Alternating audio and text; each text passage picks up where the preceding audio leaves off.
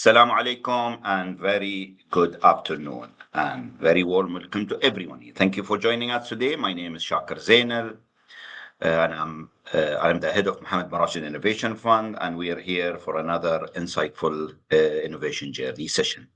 As usual, this session goes for 30 minutes, 45 minutes, and we first 30 minutes, as usual, we allocated to a discussion and followed by an Q&A. Please type your questions in the comment section, and we'll do our best to pose as many of them as we can today to our guest. So, moving very quickly, and I've been looking forward for this session. I want to very warm welcome to Karim Dakki, who is the key founder and CEO of Claim. He is a visionary leader with 15 years of experience in private equity and technology management. Karim has been a driving force behind the growth of the healthcare fintech sector in the region. Also, Karim is also an alumni of MBRF Innovation Accelerator, and he has been back to share his knowledge through information session with our guest. So let's learn more from Karim and let's warm welcome him. Karim, salam alaikum. And pleasure to have you Walaikum, here. Walaikum salam, Shaker. Nice to see you again. And thank you for having me. And thank you for the audience that are taking the time today. Yeah. So I've been really very excited and looking forward to this session because I know you, Karim, and I know you're almost working 24/7. Very well known to us. You have been a very, very engaging, member within Mohammed bin Rashid Innovation Fund. And personally, because I also work for Emirates Development Bank, we're working on a very, very big project jointly together with Claim. So I wanted to welcome you. I'm excited to put you on the spot and ask you a few questions and discover what have you been through. So Shukran. Thank you. I know you know your background from telecom to tech stars. Your career journey has been fascinating, from co-founding of telecom company in Myanmar to leading an AI startup in the UAE. So it's quite a transition, and I've seen you how you've been, moving, accelerating with your, ambitions. So can you tell me more about, what sparked you that to shift through these sectors and different career and experience, especially in Myanmar, and how did it shape your experience there in your current venture? Sure. Look, thanks again, and we're like very excited about all the things that we are doing together with Mohammed bin Rashid Innovation Fund. Has been extremely helpful during the acceleration and beyond with the partnership with EDB. So, as how do they got into entrepreneurship and how do they I got myself into fintech? I worked for a private equity fund for about 10 years, right after my graduation in MBA. And I was looking at telecom investments, and one day, one gentleman came from Myanmar, and they wanted to do a privatization of the internet incumbent there. But the country was still very closed under military control and under sanctions, so it was impossible to do anything. When the country started to open up and they put a democratic um, government, we were among the first one to go there, and they were opening up the telecommunication sector. Having known the country a little bit more than others because it was a very closed country, I've secured a very large telecom contract for my fund, and on top of that, that became the largest one in the country. So obviously, when a country open up and that is completely closed from the rest of the world, the challenges are very high to set up the business.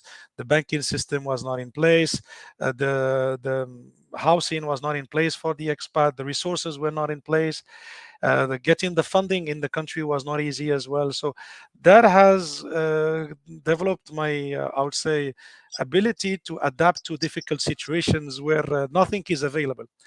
And Mm. subsequently, the company became successful. And I said, oh, because I can create value for others, why can I create the value for myself?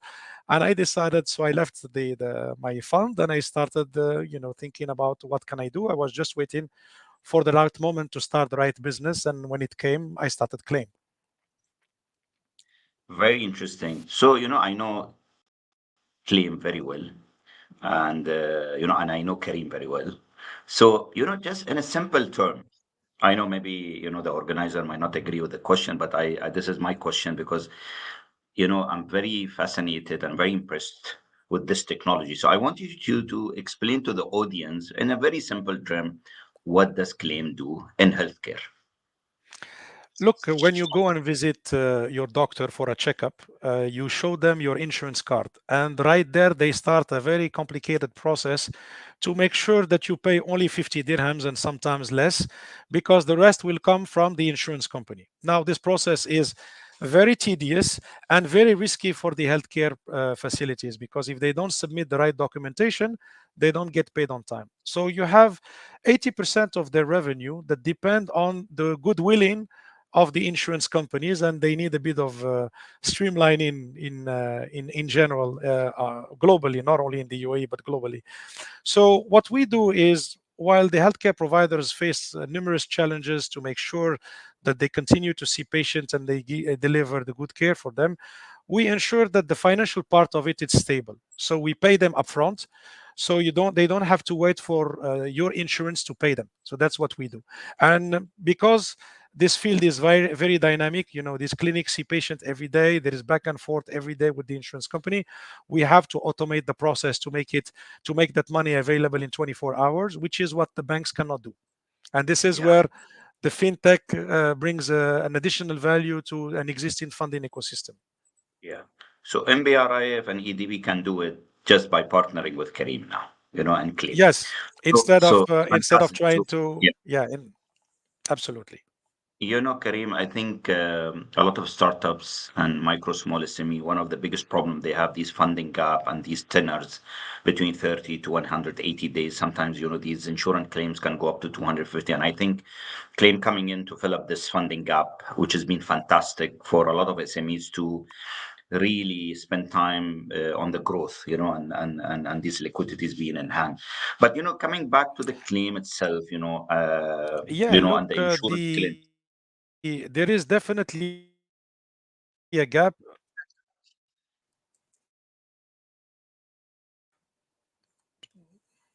Just go ahead, Karim. It,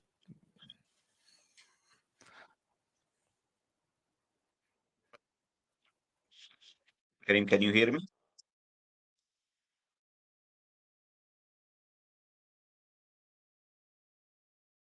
is it me?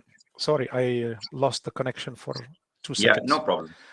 Yeah, I, wa- I, wa- I was saying, Shaker, I hope I didn't lose something during that 2 seconds. There is definitely a gap across the board for the SMEs.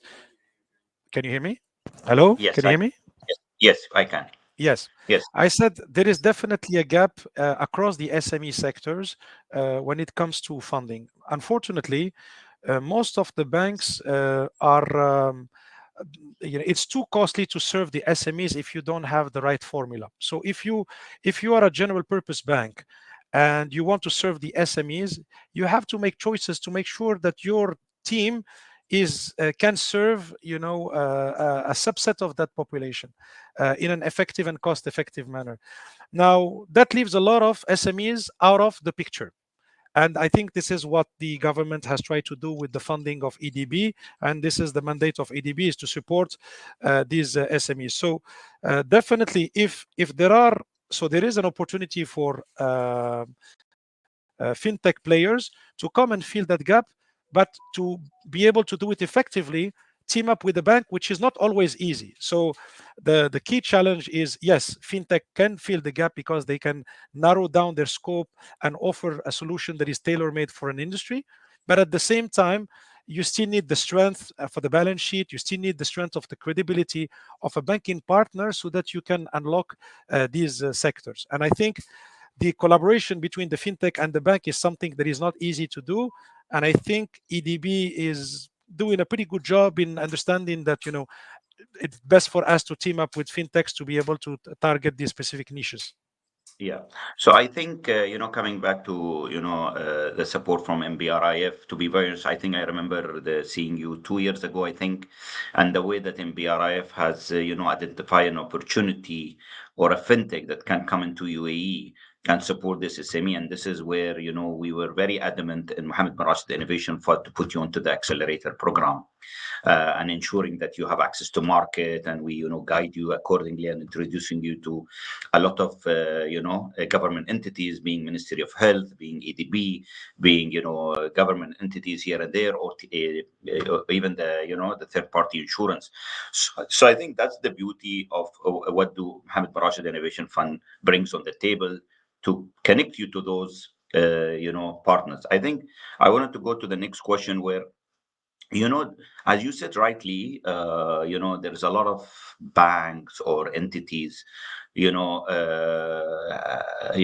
traditionally they don't, they have a very traditional way of doing things and supporting us. But I think one thing I've seen it, and I wanted to ask you when it comes to, how did you really harness the AI and automation to improve the efficiencies, and the accuracy in your insurance claims? Because this is not easy. you know I've been in this field, but I know your True. decision engine and AI is extremely efficient. So can you tell us a little bit about it?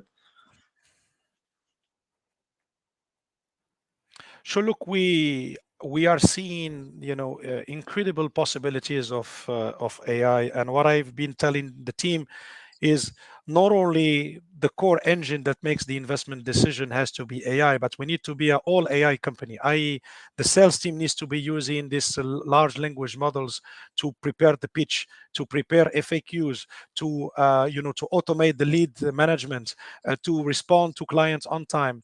And today there is a lot of automation that is possible, especially for SMEs that don't have the resources, but they need to be tech savvy. So AI will offer a tremendous amount of possibilities across the organization. Now, specifically, we started with AI on the decision engine. So to be able to give money to someone, it's very easy to give money to someone. The question is it going to come back?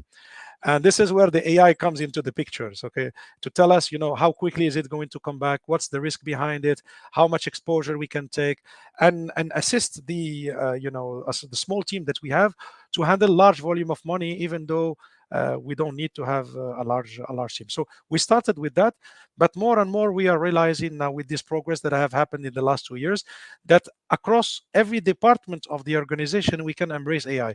Finance can automate the invoicing and the writing of the accounting entries. HR can streamline the processing, extraction of information of the CVs. The sales team, there is a lot to do on the marketing, lead generation, lead automation, lead nurturing, content generation, content creation. The development team can use AI for generating code, generating unit testing, generating specification, user stories. So the sky is really the limit for people that take the time to embrace the technology. But of course, you need to take a bit of time to understand it beforehand. Great. I think you touch upon my next question, but I think you talked about the opportunity, and I can see that clearly, and I heard it clearly. I think, when it comes to, the challenges with AI, because you said something interesting in your answer, saying we should understand it carefully. So what are the challenges around AI in Look, insurance? there are so many science fiction movie where the machine gets get the control over the earth and it becomes a doomsday and the humans become slave of machines. Yeah, I think it can happen, but we are not there yet. So that's why I think people are very cautious about AI and the ethics around AI and how much power we need to give to AI. So in the insurance space in particular, and specifically for healthcare, imagine an insurance company that is unethical and has an engine that determines, based on your past history, whether you should give insurance to a certain person because it has a high probability of getting sick.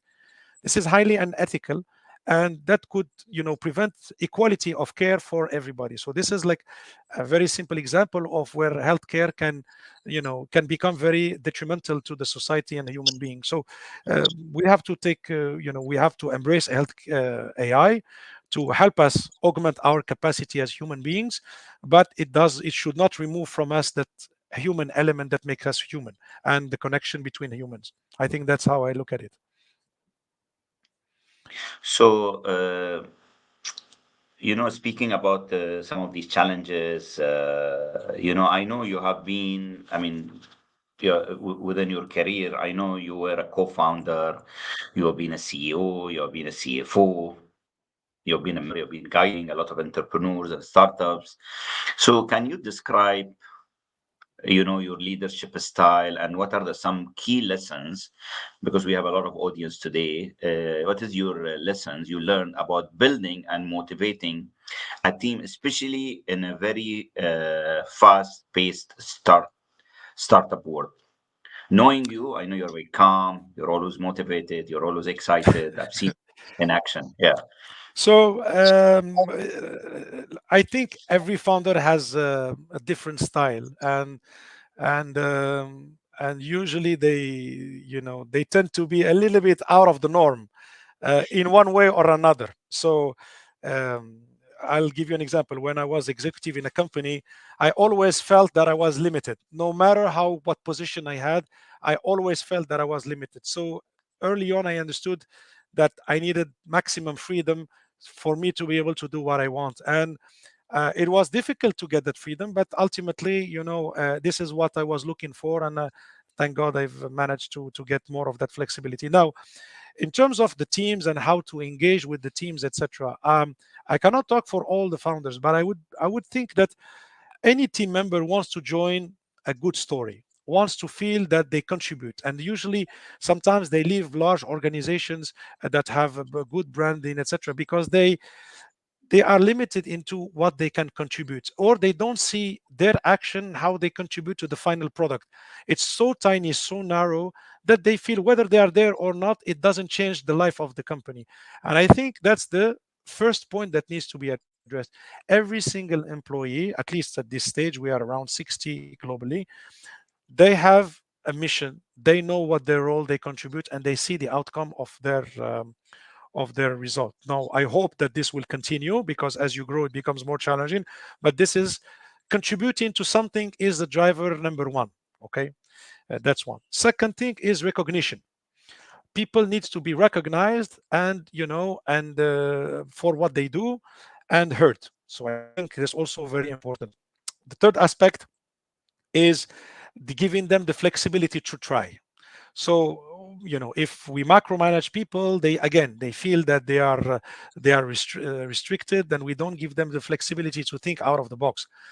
It's something that is difficult because people get conditioned with the fact that they need to be told what to do, and I'm always trying to leave the instructions vague for people to come up with things and be proactive, which means that in our recruiting process we tend to have people that are more proactive. So it comes also from the recruiting, because it needs to align with the leadership style. So if we want somebody that executes order, and we are an organization where we let people navigate their own way, then that person is not going to be happy, and we're not going to be happy with that person. So aligning the company's culture and style from the get-go on the hiring process, to have the right people that are will like this environment and will also be able to contribute to this environment. And then, of course, sharing with them the good things, the bad things, in full transparency, so that they can always feel connected with what's happening, and always approachable. So anybody can come. We don't have a hierarchical structure in the organization. Anybody can come and talk to anybody. Sometimes I go and talk directly to N-2. Sometimes I go through N-1, but it doesn't mean that I'm bypassing anybody and there is anything wrong in this approach. So these are some of the key aspects that I keep always in my mind. And I mean, of course, there's a lot of things that maybe I do unconsciously, but these are the things that I'm very conscious about, and I make sure they are always there. Great. So, on the topic of entrepreneurship, you also have a strong background in private equity and finance. So, how has the experience influenced you to approach building, scaling Claim, sorry, particularly when it comes to securing funding and managing finances? That I know that you Oh, know relationship with a guarantee scheme and EDB, but I wanted the audience to know. sure.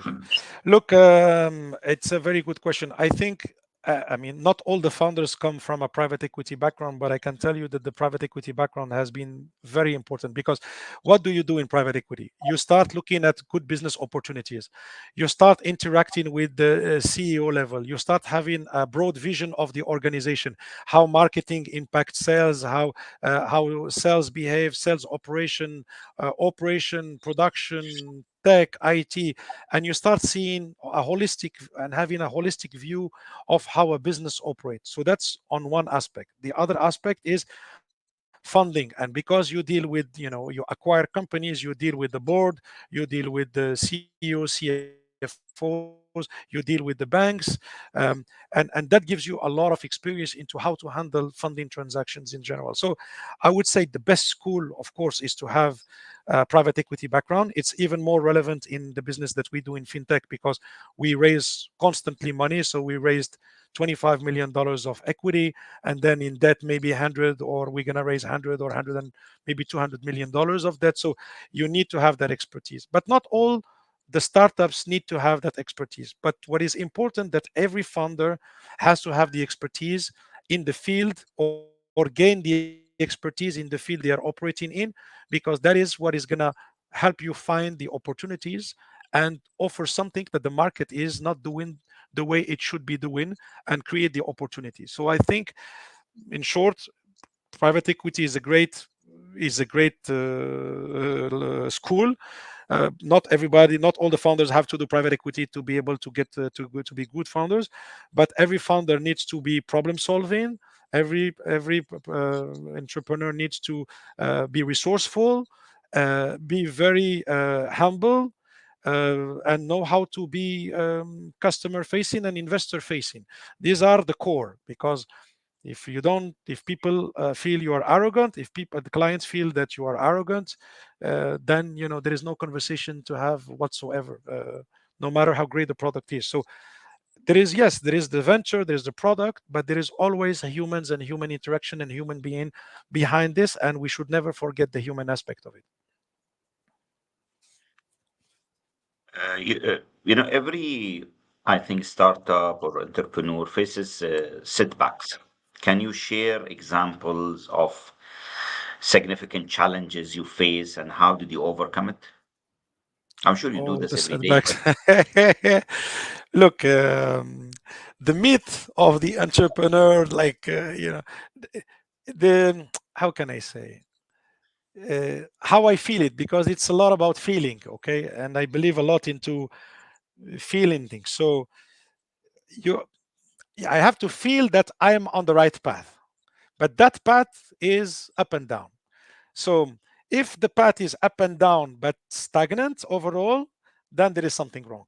But as long as the path is upward but then it's up and down, then at least you should be feel comfortable that there is progress. Now, how to handle the swing between the good, the bad, and the ugly? Uh, it I mean, the ugly is definitely there, and nothing is perfect. There were times where we had only 50,000 dirhams in the bank account and we had the payroll to do, and we kept faith, and the money kept coming at the very last moment. So I think keeping faith, having a clear vision that what we are doing is really contributing to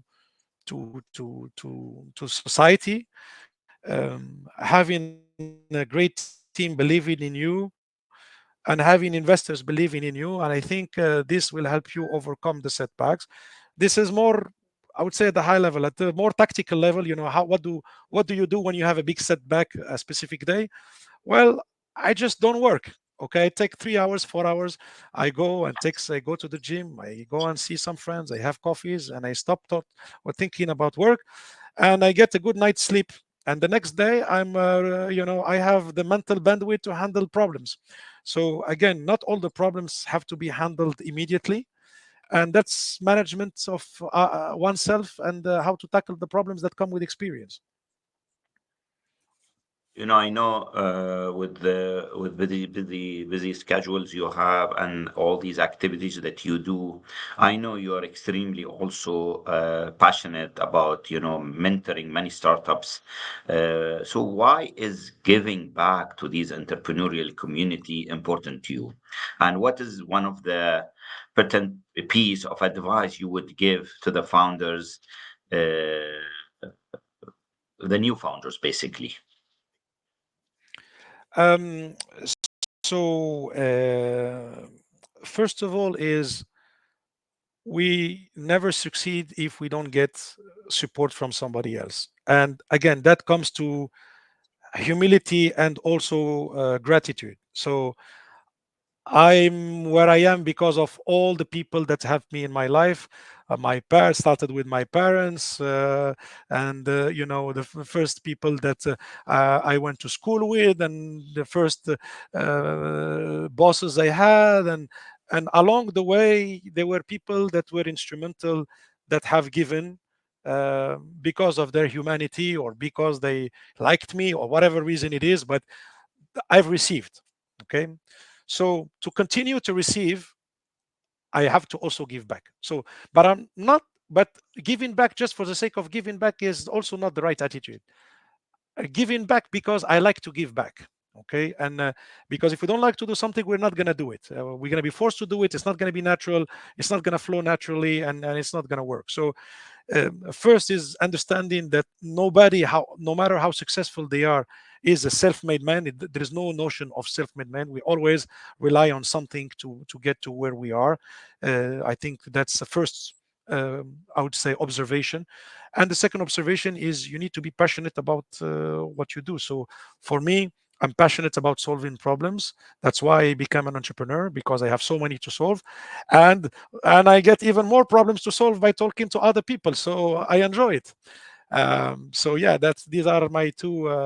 These are my the two elements why I think it's important to give back. Yeah.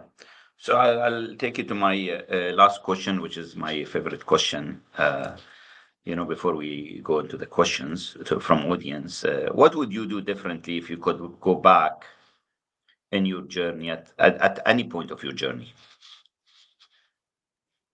Oh, Shaker, there are so many things that if I have to start the same company, I would do it with a third of the money and in maybe a third of the time. But so I sometimes I blame myself why I haven't thought about something, or why I have done something in a certain way and I lost money and I made the decision mistake. But look, the reality is entrepreneurship is navigating new territories. Nobody has done it before. You can get advice from people to tell you what they have faced and what they've done and what has worked or what or not worked. But in the end of the day, every single innovation is a unique journey. And that unique journey, part of it is learning what is going to work and what is not going to work. So I see now these mistakes as the price to innovate. I don't see it as mistakes. And it's a mindset. It is what it is. I had to invest this. I had to make these costly mistakes to make the other things work. I cannot have it perfect. And I'm accepting it. At the beginning, it was very difficult. But now I think I have a peace of mind with it. So it's making mistakes is part of the job. You just hope that the mistakes that you're going to do are not going to destroy everything. So this is where the balance has to be. Not making mistakes is also not good, because it means you are not taking risk, or you are not innovating enough, or you are basically not yeah there is something wrong in your innovation project. Yeah. I think maybe I wouldn't have called it mistake. I will call it a continuous improvement, because you always get here and then you move here. So this is not a mistake. This is just it gets revolve. It keeps revolving because you want to get better in things. But I've seen a lot of leaders or entrepreneurs like you. I think solution is around identifying this problem and immediately getting into the room and trying to solve it, because the solutions are always there. And I think UAE as a country has always created a culture of there's nothing impossible, and you will always get to the solution, and you will always get to to accelerate what you want if you put your mind behind it. So I think Karim, thank you very much for your time. I think there's a lot of question I can see popping up on my right. side. So let's get into the first question from Natalie. So, how do you approach decision making, especially when faced with high stakes Okay, choice? Natalie, it's an amazing question, and I can tell you I don't have a formula. I have a gut feel, and I very often these high stake decisions are in the gray area. There is no black and white, and and no matter how many people you're gonna ask, you will not get the answer. So being comfortable with taking decision where you are in the gray area with not all the inputs is a very important skill for an entrepreneur. And for that, it comes with a certain way your brain is hardwired. So you need to, if you don't have that, you're gonna have to develop it quickly, because every day it's going to be a decision in the dark, basically. So comfortable with uncertainty, comfortable with the doubts, and have an unwavering vision of what you want to accomplish, is going to help you make decisions when things are in the gray area. Great. So let's go to Austin. So, what are some best practice for startups to maintain strong relationship with their investors throughout their growth journey? Okay. I mean, look, it, in general, what are the things that you do to maintain good relationship with anybody? That's point number one, because it's a human to human interaction. It's not because they are investors we treat them differently. No. First is there is the human. So to maintain a good relationship with another human, there are fundamental things: respect, consideration, openness, trust, transparency, and I can go on. So these are the things that needs to be there. Okay, and then specifically investors, I mean, they need to make sure that their money is in good hand. So whatever helps you is, give them the comfort that their money is in good hand, managed properly. You have the reporting, you talk to them, you hear what their concerns are, you share with them the good and the bad, you show that you are trying to solve problems when there are problems, and you hope that they will be happy. Yeah, you said it rightly, Karim. Yeah. Okay, let's get to Hadi. How do you combat moments of self-doubt, especially when leading a team or making crucial decisions? it's a, no, these questions are amazing, because these questions are, there is no Real. black and white answer. Okay, But and it's something that every founder face at all the time, because you don't know if you're going to make the right decision or not, because nobody knows, nobody has done it before, and the elements that you have are not enough, and you have to take a wild guess. So self-doubt is already there. So I think is first of all, you need to be comfortable with self-doubt. Okay, because self-doubt will always be there, and self-doubt is a protection mechanism built in the human nature. So you cannot eliminate it, because it's there to safeguard you. But at the same time, you need to be comfortable with it, as okay, you're there, I know you're doing your job to protect me, but I have other ambitions, and I'm going to go beyond what you are telling me. So having that nice dialogue between you and you, but timing you by the other you, I would say. So this is an interesting, like, sort of a split personality you need to play. The second thing is, you're not alone. I hope that you have a co-founder, and I highly recommend to have a co-founder. But again, it's another story, because you want to make sure you have a co-founder that you trust and you get along well with. We hear a lot of bad stories about founders breaking up, and then this is causing drama in the organization. But if you have the right co-founder, you are not alone. You are half half, and sometimes, you're up, he's down. Sometimes it's the contrary. So it helps you mitigate all of that. So I think these are the 2 points to answer your specific questions, Hadi. okay, let's go to the next question. Which AI trends do you believe entrepreneurs should pay attention to? Look, it's changing so quickly then we need to pay attention to everything because we don't know what the trends are. But definitely, what we see is, um, for me, I look at AI as augmented human. So now we need to scale all the organization to adopt AI on their day-to-day task, to make sure that we don't miss on something and we make sure we still have a competitive advantage. So ideally I want my sales team to use AI every day. I want my finance team to use AI every day. I want my investment team to use AI every day. I want my ops team to use AI every day. HR team to use AI every day. Because if they do that in their specific fields, I know the organization is going to be better than without it. So it has a higher chance of competing with other people that are still doing things manually, that are not adapting this technology. So I would say now there are not necessarily any trend. It's We're still at the beginning of it, but be very close to what's happening and try to be an early adopter in anything that you see that you believe can help you augment your capabilities as a human being. So, as Claim founder, could you share the steps you took to go from initial I would say ideation to prototype to MVP and finally to make your first sale? Um, We need there is another a session. general Yeah, there is a general methodology which is called the lean startup. You do hypothesis testing, etc.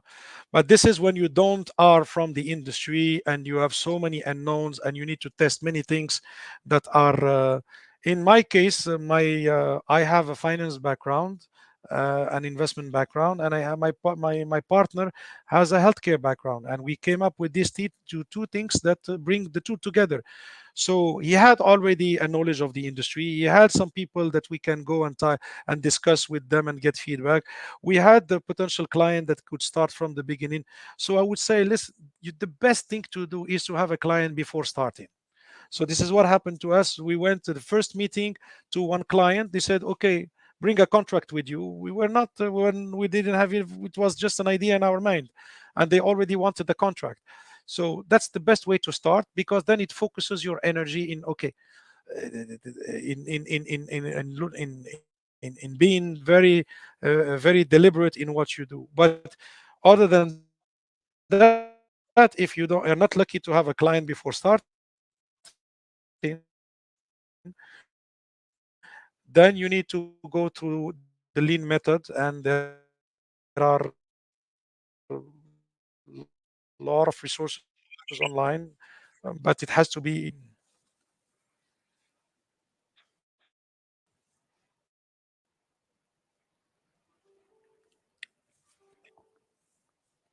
hello. Yeah, now we can hear you. We lost you. Yep, I was saying, look, this applying this lean method, and also when you join accelerators, they help you with that as well. They teach you how to go systematically from an idea to ideation, from an ideation to selecting an idea, to MVP, to doing your first sales, etc. So accelerators are great resources if you've never done it before, and they definitely spend a lot of time in teaching you that. Other than that, if you have a client, then it's even more fun. Okay, so how do you deal with current VUCCA business environment? And I think they're referring to, volatility, uncertainty, complexity, and ambiguity, I think, if I'm not mistaken, from limited knowledge with these abbreviations. And any examples of a situation you really felt it hard enough to proceed, and how was the implication on your business? I mean, I think when you start a business, volatility is very high in general. So you just hope that the ambient volatility is not going to add to the super high volatility of your business to make it collapse. I'll give you an example. Imagine you are in the taxi business in Europe. They're in and that's a real example that somebody told me actually about. And your business is to serve these taxis with some fintech product, and then COVID comes and you have lockdown. what do you do? I mean, there's nothing you can do, right? So unless you try to, adapt your technology to something that has worked at the time, which is the delivery of goods, then it becomes very difficult to sustain this hyper volatility that is happening in the market. But I would say, in general, volatility in a startup is extremely high. So you just hope that the ambient volatility is not going to make it impossible for you to manage. But learning to manage volatility is a key skill of the entrepreneur. I think one thing, just to add maybe to you, I think if you have a good risk management to, assess every possibility of something going wrong to the extent of, something being shut down because of regulation, you need to have alternatives. So I think risk assessment is very important to Yeah, in avoid certain such a. industry, yeah, in certain industries, the one that are regulated, like financial services, food, cosmetics, pharmaceuticals, the regulation can really shut you down in one day. So if this is the most critical element in your business, as Shaker said, you need to have mitigation strategies. Yeah, I think this is, I'll be very honest, that like the questions are pouring. Uh, so, Karim, my apologies, we are running out of time, but this is might be the last question, and my apologies to all the audience. But I'm sure they can reach you out, you know, especially sure, through LinkedIn, or if they go to any hospital, they might ask, sure, you know. certainly, yes, yes. Okay, great. So let me take this last question. How do you evaluate the long-term ethical consequences of your projects, of AI projects?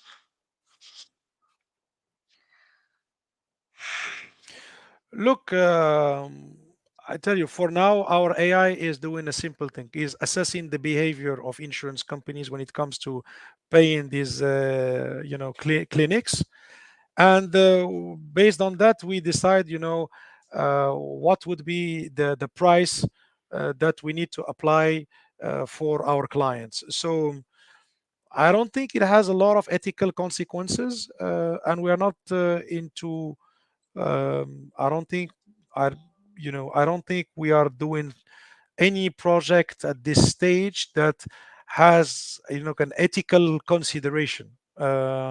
It's just like a big calculator that we are using AI for. Um, but so for us, it's not really an issue. But I would say that in general, I think the society has to have, a strong governance with regards to the adoption of AI and the regulation around AI, which I think the UAE government is already doing. And you see this more and more in Europe also. They are like very concerned about establishing regulation for AI. So we are at the early stage. So we'll see what's going to happen. It, Karim, thank you very much. Again, this is seems to that all what we have today, and I would like to really thank you. The time has passed very fast. Thank you for your valuable, insight and all the feedback, and you shared the experience. Great journey you've been through, and I wish you all the best. And I wanted to also to finally thank everybody who from the audience who have joined us, and I hope they all enjoyed. And I please look out for announcement for our next innovation journey. Until next time, thank you very much, Kareem, and ma'asalam. Thanks everyone, and I'm available on LinkedIn. Thank you, Shaker, and see you soon. Bye. Thank you. Have a good day. Ma'asalam.